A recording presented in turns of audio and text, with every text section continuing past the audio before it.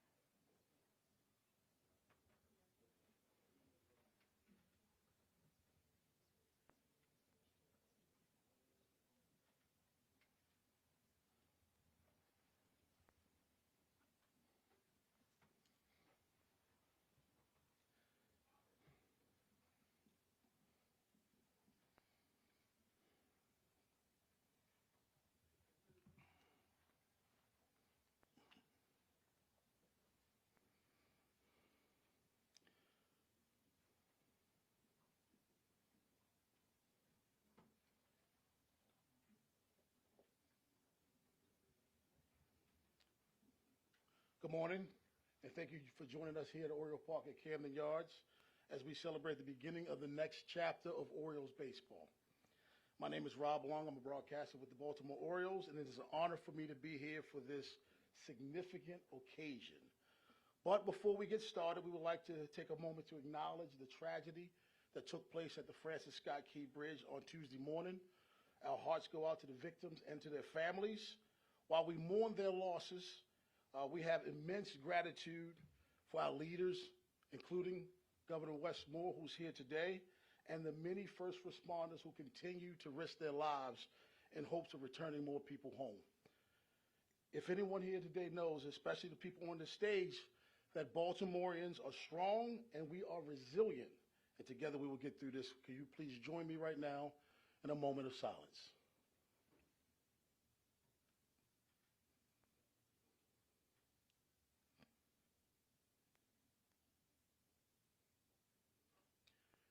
Thank you. I'd like to take this time to introduce some very important people here today. Governor Wes Moore is joining us today. Baltimore City Mayor Brandon Scott sitting in front of me. Senator Ben Cardin as well as Baltimore City Council President Nick Mlb'S. I saw him somewhere right there. Now, of course, I'd like to have the pleasure to introduce the 63rd governor of our great state of Maryland and passionate Orioles fan, Wes Moore.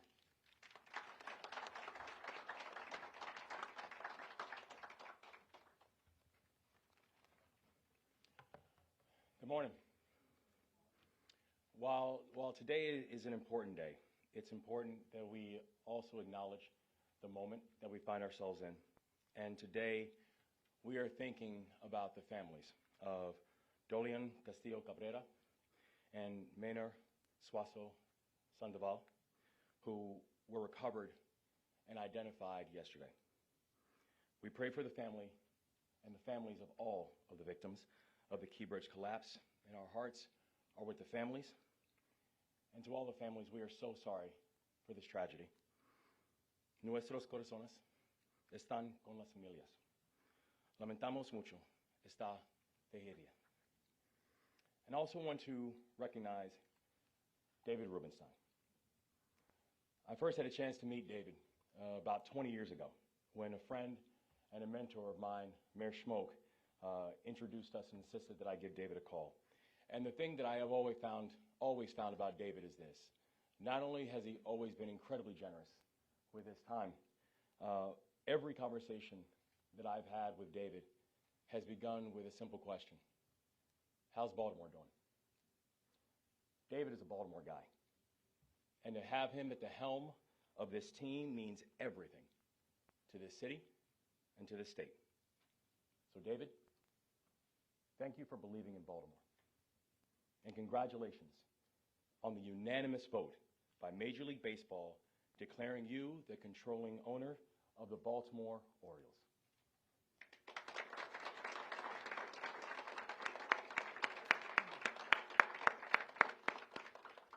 It's an exciting moment, and it's an exciting moment for the entire team as well. Michael, it's great to see you. David and I and so many in this room, we know that this team is about much more than just a baseball franchise. This team is about the city. The Orioles are the soul of Baltimore. And knowing that, the city's going to need you now more than ever. In this moment, it is important to take stock of what a difference a year can make. Because a year ago, uncertainty clouded everything. One of the most storied franchises in baseball history had just months left on its lease. The default, oftentimes, was to sign short-term deals because long-term deals were too hard. We had a team of youth and promise, but hadn't yet shown baseball just how good they could be. We had a city that was full of hope and potential, but hadn't yet shown the country its full strength. We were coming off 8 straight years of 300-plus homicides in the city of Baltimore alone. Our economy was still reeling from an unprecedented global pandemic. So from day one, we made the deliberate decision that we were going to work together to make sure that we were going to invest in Baltimore, because you cannot have a thriving state if your state's largest city is not thriving as well. And so we decided to work together with local leadership, with the private sector, with leaders of all levels of society, and with the community. And we were intentional about investing and working together on issues like public safety. And this year, Baltimore had the steepest one-year drop in homicides in its city's history. We were intentional about working together on economic growth. And Baltimore has one of the fastest growing economies in the entire nation right now. We were intentional about keeping the Orioles in Baltimore for the long term, and signed a lease extension for 30 years to keep baseball in this city for a generation. And that's why I'm proud that we had a chance to have remarkable leaders like the new MSA Chair, Craig Thompson, helping to lead that charge. So Baltimore is being tested right now. But Baltimore has been tested before. And every time we stand up on 2 feet, we dust ourselves off, and we keep moving forward. Baltimore may get knocked down, but Baltimore doesn't stay down. Baltimore gets back up. And the reason I came here today is because I'm calling on everybody to do their part. In this game, nobody gets to sit on the sidelines. We need every single Baltimorean, and we need every single Marylander to join us in this work to rebuild this bridge and rebuild this city. And that work is happening as we speak. The best minds in the world are coming together to collect the information that we need to move forward with speed and safety in our response to this collapse. Government is working hand in hand with industry to investigate the area, to clear the wreck, and to move the ship. Leaders from across local and state and federal levels are gathering funds to rebuild this bridge. This work is not going to take hours. This work is not going to take days. This work is not going to take weeks. We have a very long road ahead of us. And that's exactly why we need partners like the Baltimore Orioles. Because this team reminds us what we're made of. The Orioles give us hope. The Orioles give us pride. The Orioles remind us what it means to be Maryland tough and Baltimore strong. So today, Baltimore stands strong. Baltimore stands tough. And Baltimore plans on seeing it through. So we are all here for opening day. We're all here for an exciting new chapter. But we also know that in this moment, we are going to move in partnership because together, again, we are going to have another reopening day. And that will be the reopening of the Francis Scott Key Bridge. And you can bet on that.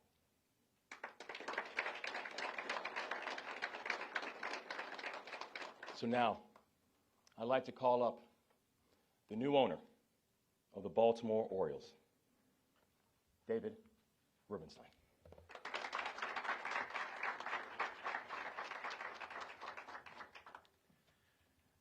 Thank you, Governor, and I'd like to acknowledge the presence as well as the President of the City Council, the Mayor, Senator Cardin. Thank you all for coming, and all of you who are here today. I first met the Governor when he joined the Johns Hopkins Board. I was on the Johns Hopkins University Board, and they announced that a new person was joining the board, Wes Moore. And I looked at the resume and said, how can anybody do all that? How could somebody be a Rhodes Scholar, a football player at Hopkins, I served in the military in Iraq and Afghanistan, and he's a nice guy and charming. And I said, I've seen a lot of political talent in my life. This person should go into politics at some point.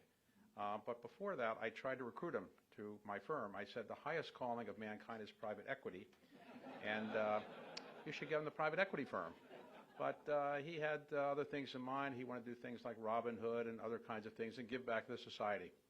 And so I admire the Governor, and I want to thank him for hosting me for lunch on Saturday, because although he's very busy, obviously with many things, he wanted to talk about the Baltimore Orioles and the ground lease that we hope to negotiate and complete by the end of the year.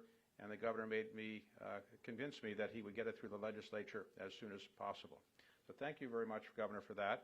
And let me just say that Baltimore has a closer relationship with its team, its baseball team, than I think any other city does in the country. The team really represents the character, the soul, the grit, the personality of this city in a way that is not really true of any other baseball team in its city. And that's a good thing. Baltimore is a unique city. I grew up here. I know the pluses, I know the minuses, I know the challenges, I know the opportunities. And we have now a political team in the city, the state, that I think can really help make this city live up to all of its potential. I hope the Orioles can play a small part in that. But so I hope what can happen is that the Orioles can, by winning, by unifying the city, by recovering the kind of greatness that it had in 1966 or 70 or 73, we can win a World Series again. But to do that, it's not easy, and it requires everybody to pull together. The 26 players in the team are 26 key people to make the team go forward. But you really need people in the back office, the front office, and the fans, and the commercial interest in the city, and the whole character of the city to pull together. Nobody's ever won a World Series by having a fan base that didn't care about the team.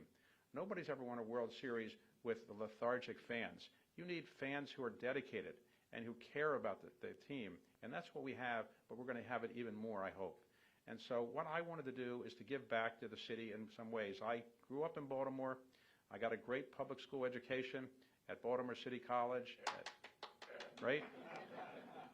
And at other schools, Pimlico Junior High School, Falstaff Elementary. And the best teachers I ever had, including college and law school, were my teachers in Baltimore City College. It was a wonderful thing to give me a public education, which my parents really needed to give me because they couldn't have afforded to send me to a private school. And I really want to give back to Baltimore in a modest way, my expression of appreciation for all that Baltimore has done for me over the years and done for my family. So I grew up here. I was educated here. My parents grew up here. They were educated here. My parents are buried here, and I will be buried here. And I really want to say to Baltimore, this is a new day, a new chapter. We've had some challenge in the past, but we're looking forward. And in this regard, I want to thank John Angelos and his family, particularly his mother, Georgia, who I met with recently. They've had some challenges for sure. There's no doubt that it was not easy for times. But John Angelos decided it was a good time for a new chapter, and I thank him for doing so. Now, when the team first came here in 1954, the purchase price was $2.2 million. My partners and I are paying a little bit more than that, inflation being what it is. But we're proud of every penny we're paying because it's worth every penny we're paying. because we really have a unique franchise with an incredible group of young players with the best general manager in baseball, the best manager in baseball, and I hope the best fans in baseball, and also the best government officials supporting a team in baseball. So what I hope to do is to make sure this is not the high water mark. Today is an easy day to say everything is great, and hopefully we'll win opening day. But I don't want this to be the high water mark. I want the high water mark to be in the fall when we go to the World Series and we show we are a city that supports a great team, and we are a city that is represented by a great team, and we unify the city in ways that only the Orioles can really do. We have other teams and other great institutions in this city, and I've been involved with some of them like Johns Hopkins. But nothing unifies a city and unifies this city as the Baltimore Orioles and as the success of the Baltimore Orioles. So I hope that we can bring that about, and I look forward to working with everybody in Baltimore who would like to help the Orioles become as great as they once were and as great as we know they can be.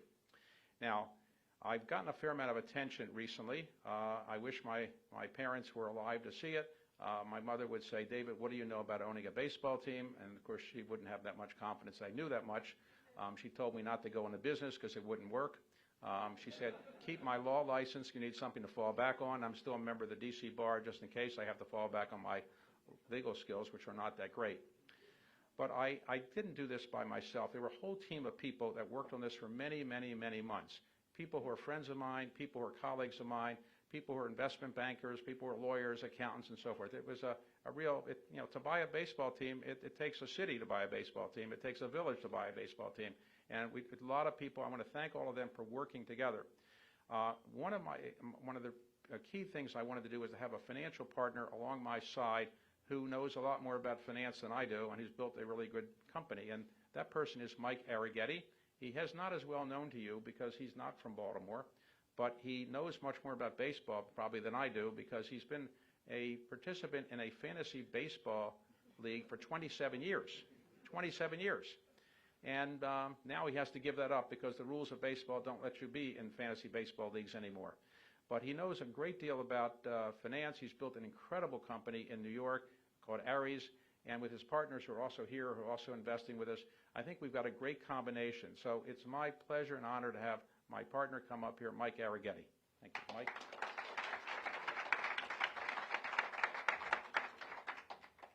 Thank you, David and Governor Moore, and thank you, everybody, for joining us today. My partners, Mitch Goldstein, Mike Smith, and I stand proudly with the great city of Baltimore today. David always loves to mention my fantasy baseball legendary performance, but really what I think that's more indicative of is just my lifelong passion for this great game that we all love together. And as much as I love the sport and the pacing of the season, what baseball has done for me, and I think has done for this community, is bring people together. I know nothing in the world of sport that brings communities and families together generation to generation with shared memories and history and values and dreams. And I know the healing power of sport and the healing power of baseball.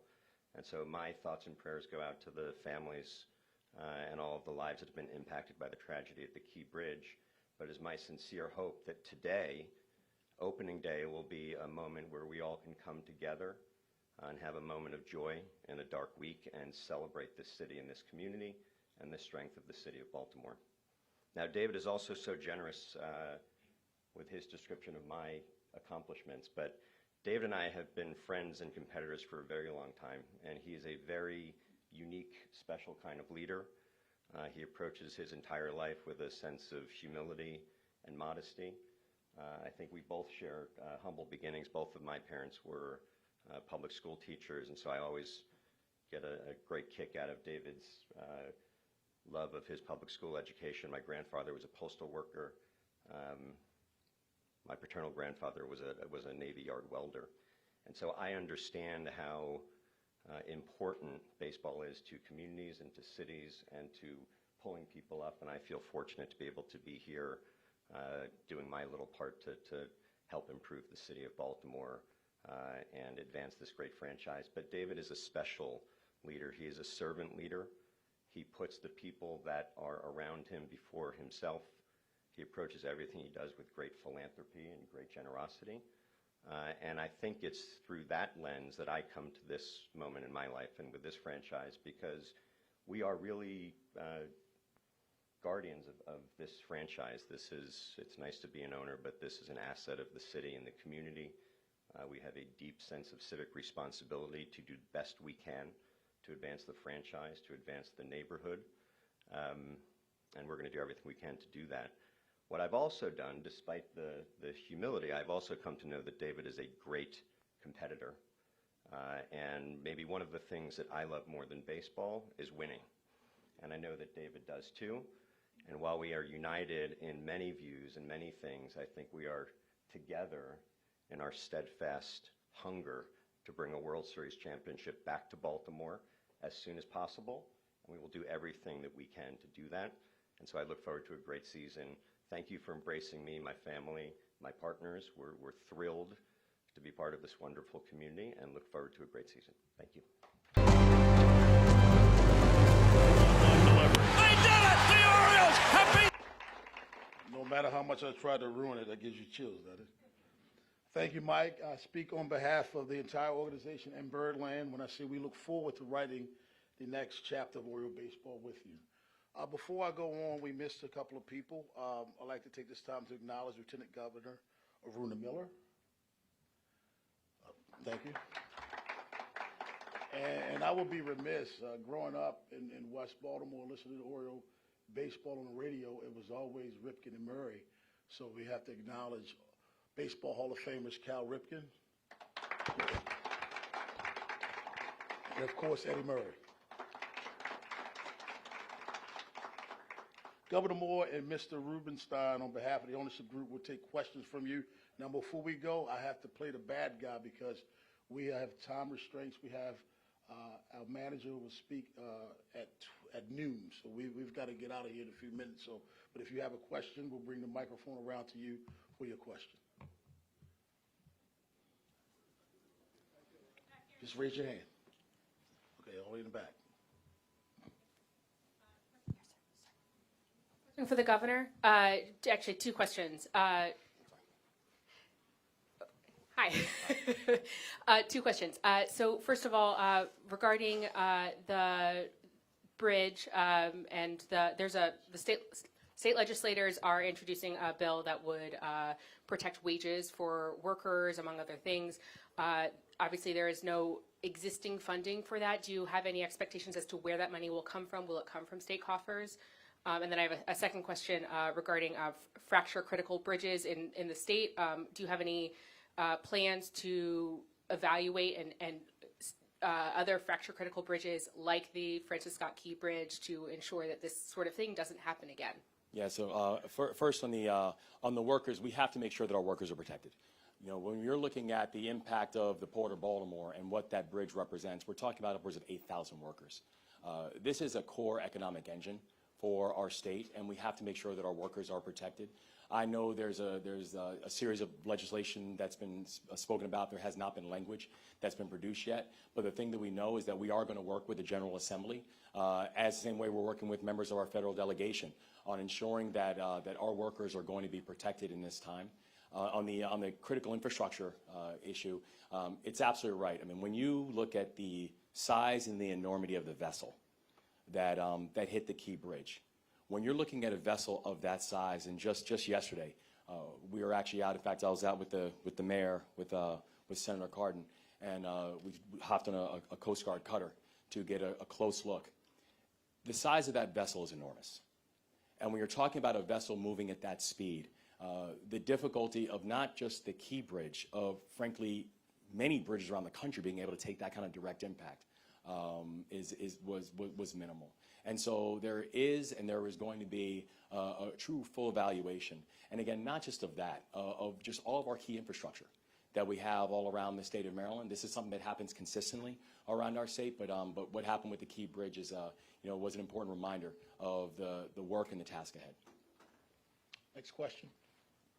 Colby. This is for Mr. Rubenstein. Welcome.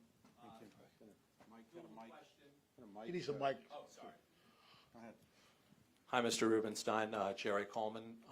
Question for you regarding Camden Yards. There's been talk about naming rights for Camden Yards. Would love to know where that stands. And also trying to get an all-star game back to this stadium as well. Is that part of your efforts behind the scenes? Well, the All-Star Games have already been allocated for the next few years. I think the earliest we could probably do it is 2028 or 7? Yeah, it's 27, yeah. So it's going to take a while. It's something we're obviously interested in. We hope by that time the stadium will be rehabilitated a bit, and therefore we'd like to show it off. So once we have the rehabilitated Camden Yards, I think it'd be a great time to then show it off. We want to make sure we have it completed, though. So we are interested in it, and I am familiar with the situation. And the naming rights, you know, there have been proposals for that. No decision is imminent, and I am familiar with the proposal that came forward. But, you know, it's something we'll take a look at. But nothing is going to happen immediately. And I have been in touch with those people that would like to do the naming, and I just have to follow up after we get the opening day things behind us. Let me just add, if I could. In our ownership group, we've tried to have a group of people that represent not just people that look like me, but we have people that, you know, come from all different kind of backgrounds. And we also have people that actually know how to play baseball, too. One of them is Cal Ripken. And if I could ask Cal to come up for one moment. Cal, could you speak for a moment why you're interested in being part of our ownership group? You know, he has a better feel for baseball than probably anybody that I know, with possible exception of Eddie Murray, who's right here. But Cal, tell us why you'd like to join. I could give the mic to Eddie Murray, too. Okay. I'm not going to take much of your time.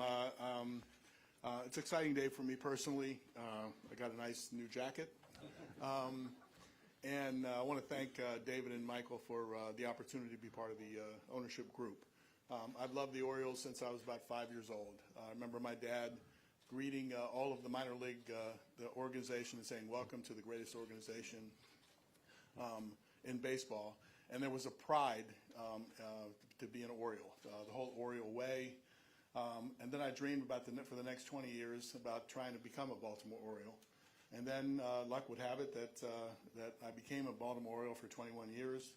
And then I spent the last 20 years learning a little bit about business through owning an Oriole affiliate. And so timing is, you're finding out, plays a part in all our decisions and all things, how they work out.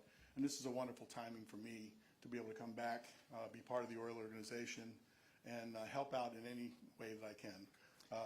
And so I'm really looking forward to that. So you can see I was a Little League All-Star shortstop at age of 8 or 9, I think it was. And I didn't grow to be as tall as Cal Ripken. So, you know, if only I'd been a little taller, maybe I could have played for the Orioles. But, okay. We have a most valuable player here. And we have another most valuable partner, and that is our general manager. Mike, do you have any comments? Would you like to say something? Mike, come on up. I'll give you my mic. Thanks for the heads up. Appreciate it.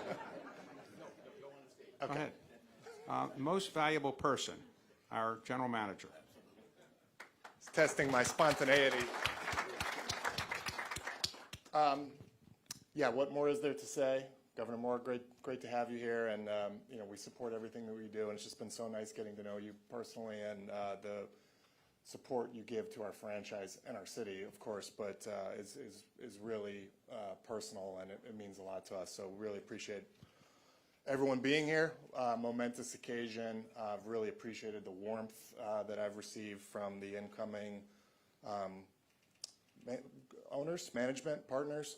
And, you know, this is a very bright day, very bright inflection point for our franchise. We all feel wonderful about where the Orioles are right now and where they're going. And, you know, the success of our team is part and parcel with the success of not just the city, but the state, too. So we take it all very seriously, and looking forward to enjoying the day, and hopefully we can be 1-0 in a few hours. Yes. Yesterday, we had a meeting with the professional employees here, and what I tried to say then is that those people that work in the front office and the back office are just as important as our players. Only if we have everybody united are we going to win a World Series. And I also asked them to pray for good weather today. And to show you that prayer does work, it looks like we're going to get the game off. So I want to thank all those who prayed yesterday of all religions, but obviously the weather gods heard us. So we're very pleased that we can actually have the game go forward, it looks like. Okay? Other questions? Yes. Yeah, here? For the governor? Oh, Governor. Thank you. Sir, have you, at this point in regard to the bridge collapse, has there been anything identified safety-wise that maybe it should have been done that wasn't, or anything that needs to be put in place in the future? I think everything and all the investigations are still very preliminary. And as more information comes out from the investigations, we'll get a better sense of what exactly happened, both leading up to the crash and also anything that could have done to prevent it. But the thing that we know is the full commitment that we have, both from a state and also the commitment that we have from the federal government as well, is we are going to do anything and everything to make sure that our people are protected, that our people are safe, and that our transportation and our infrastructure assets are the best in the world. Mr. Rubenstein, if I may, obviously Baltimore runs through your veins. Can you talk to us about your reaction when you first saw the news of the Key Bridge collapsing, and then separately, speaking to the governor's point of how important the team is to rebuilding a city. Down in D.C., the Caps and the Wizards are going to stay in the city, but at one point they were going to move to Virginia, everyone thought. Can we get your reaction to Mr. Leonce's deciding to stay in the District of Columbia? My reaction to the bridge? Is that what you're? First, yes. First, oh, the same reaction any human would have.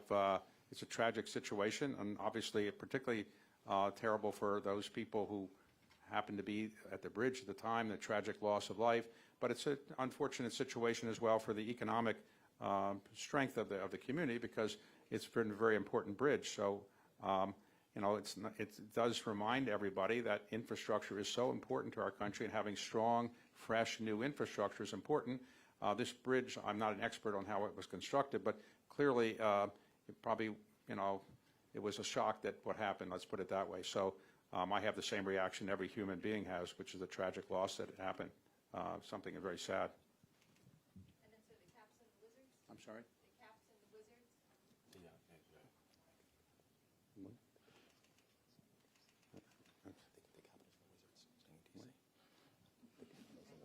Oh, okay. What can I say? I'm not an owner of that team. I do know Ted Leonsis well, and Glenn Youngkin used to work at my firm, and before he became governor of Virginia. I think being a partner in my firm is a better thing than being governor of Virginia, but not better than being governor of Maryland, though. But I think Glenn structured a deal that I guess it seems as if didn't have the complete support of the legislature, but I'm not familiar with the details. And I think the people in the District of Columbia are quite happy with the result that we now have. And I applaud the mayor for going back and getting that done. And I applaud Ted for being willing to reverse course and get something done that everybody in the Washington metropolitan area is pleased with, in my view. I'm sorry, folks, we're out of time right now. As we said, we had time restraints. It's the end of our Q&A session. Thank you all for coming. Lots more Oriole baseball and opening day festivities for the rest of the day. Can we have the rest of the ownership group up on the stage for a photo?